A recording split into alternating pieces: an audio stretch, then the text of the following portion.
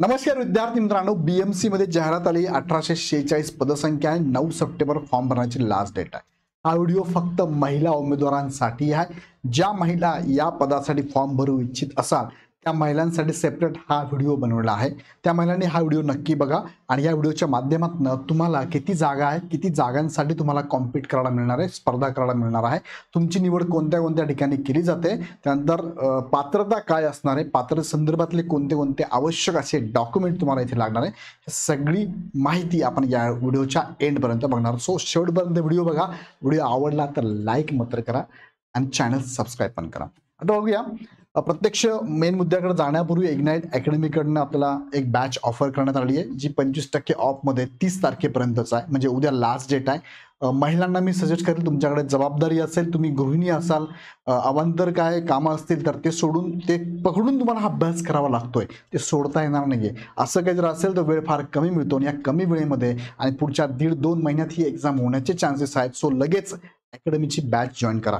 तुम्हाला ऑप्शन्स अजून काय असेल तर ऑप्शन चेक करा. याचे डेमो लेक्चर पण यूट्यूबवर टाकले. ते डेमो लेक्चर बघितले आणि तुम्हाला जर वाटलं की कमी कालावधीमध्ये माझा अभ्यास चांगला होईल तर आणि तर लगेच बॅच घ्या.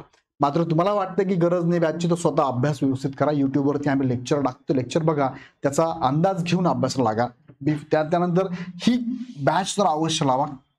ही टेस्ट सिरीज आहे. टेस्ट सिरीज मधून आपल्याला विकनेस कळतात, कुठे कमी आपल्याला ते कळतं, ते लावा. पण तुम्ही जर बॅच लावली तर बॅचवर ही टेस्ट सिरीज फ्री आहे, घ्यायची गरज पडणार नाही. शक्यतो मी सजेस्ट करेल सगळ्या गृहिणींना, सगळ्या महिलांना की तुम्ही बॅच घेऊन टाका. जाऊया मुख्य मुद्द्याकडे. पहिले तर तुमच्या एकूण कॅटेगरीनुसार जागा जर आपण बघितल्या तर त्या किती बघा. महिलांचं आरक्षण असतं 30% आरक्षण. जेवढ्या जागा असतील त्या जागेच्या अगेन्स्ट 30% आरक्षण महिलांना असतं. जसं की जागा एससी कॅटेगरीला जर 142 आहे तर तुम्हाला जागा 43 दिल्या त्यांनी बघा. त्यानंतर एससी साठी झालं, एसटी कॅटेगरीसाठी जागा 45 आहे. एनटी अ ला 15, ब ला 16, क ला 12, ड ला 11 जागा आहेत. इतर मागास प्रवर्ग ज्याला आपण एसबीसी म्हणतो त्यांना जागा 14 आहे. ओबीसी इतर विशिष्ट मागास प्रवर्ग, इतर मागास प्रवर्ग, ओबीसी ला जागा 136 आहे. ईडब्ल्यूएस ला जागा आहेत 56.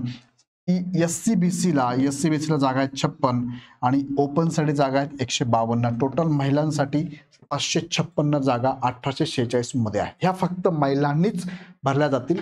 ह्या जागा महिलांव्यतिरिक्त कुणालाच मिळणार नाही. हा पहिला मुद्दा. हे समांतर आरक्षण आहे. दुसरं, मी एक एक्झाम्पल तुम्हाला घेतो, एससीचं एक्झाम्पल घेतो.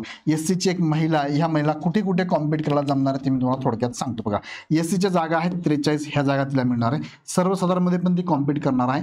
ओपन मध्ये तुम्हाला कॉम्पिट करायला मिळत आहे. ओपनच्या महिलांची जागा 152 आहे आणि जनरलच्या 167 आहे. ह्या चारही ठिकाणी एससीची महिला इथे कॉम्पिट करणार आहे. म्हणजे हे जर विचार केला, ह्या जागा आहेत 0 आणि 90 ह्या जागा आहेत आणि ह्या जागांचा विचार केला तर हे आहेत 9, 11 आणि 319, म्हणजे 319 आणि 90 यांचा विचार केला तर ह्या जागा आहेत टोटल त्यांना 409 जागांसाठी एससीची महिला इथे कॉम्पिट करणार आहे. बघा, पहिला विचार तुमचा कुठे करतो, महिला म्हणून पहिला विचार तुमचा केला जातो महिला म्हणून महिलांमध्ये. हा पहिला विचार बघा, मी इथे नोट करतो सगळ्यांसाठीच.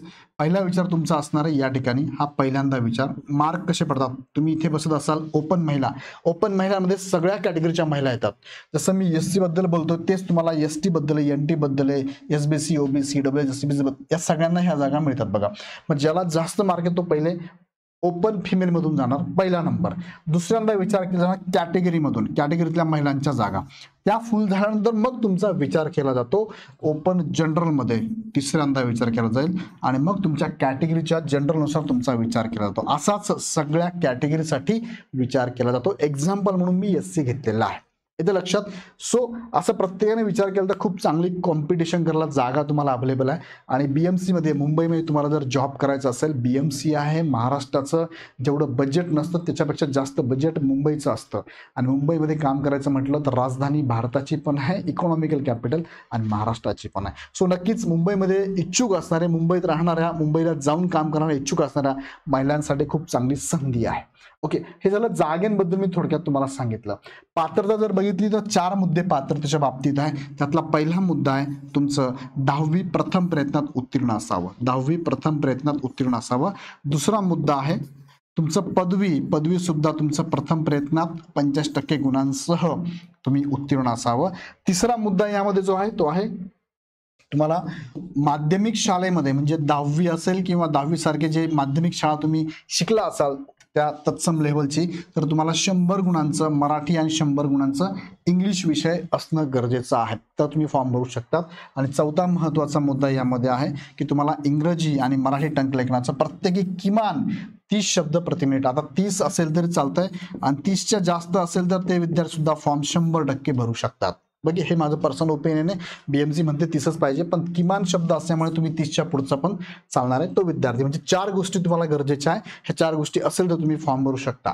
पुढे डॉक्युमेंट कोणते कोणते लागणार ते पण सांगतो. यामध्ये वयोमर्यादाची सूट तुम्हाला दिली आहे. वयोमर्यादेत काय सूट आहे? महिला वर्गांसाठी बघा, तुम्ही ज्या कॅटेगरीचे ओपनचे जर महिला असेल तर ओपनसाठी तुम्हाला 18 ते 38 पर्यंत सूट आहे. आणि कॅटेगरीची उमेदवार असाल तुम्ही तर कॅटेगरीसाठी 18 ते 43 वर्षापर्यंत एज लिमिट तुम्हाला असणार आहे. त्या समांतर आरक्षणानुसार ती अट वाढत जाते.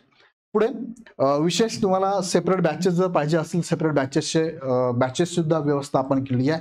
बघा, ही बॅच आहे तुमची मॅथ रिझनिंगची आहे, इथे तुम्हाला GK/GS आहे, इथे तुम्हाला मराठी आहे, ही इंग्लिशची बॅच आहे. तो ही सुद्धा बॅच तुम्हाला 599 प्लस GST मध्ये अवेलेबल आहे. ही पण घ्या. ज्यांना वाटतं की मला स्पेशल इंग्लिशच पाहिजे, जो वीक आहे माझा, त्यांनी त्या बॅचेस घ्या.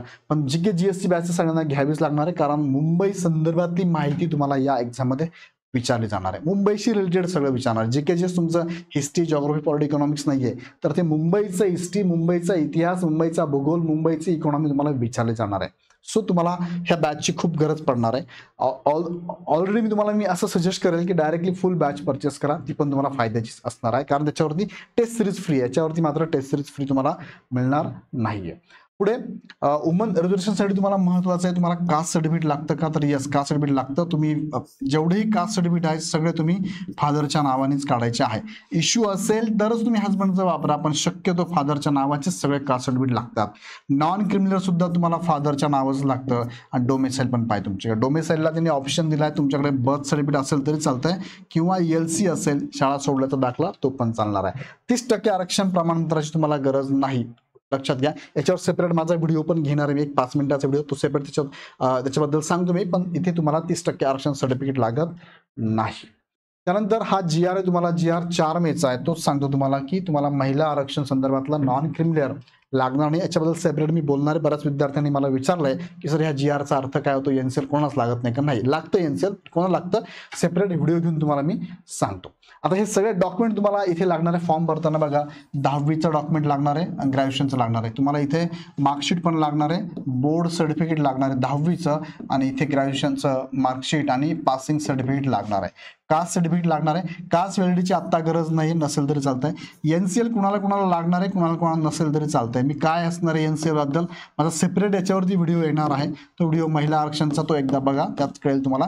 मात्र ज्यांना आरक्षण घ्यायचं आहे कॅटेगरीमधून त्यांना NCL कंपल्सरी लागणार आहे. ओपनच्या महिलांसाठी ज्यांना आरक्षण घ्यायचं त्यांना NCLची गरज नाहीये. SCB CWS साठी तुम्ही इथून बिलॉंग करत असाल तर ते दरवर्षी काढायचं असतं.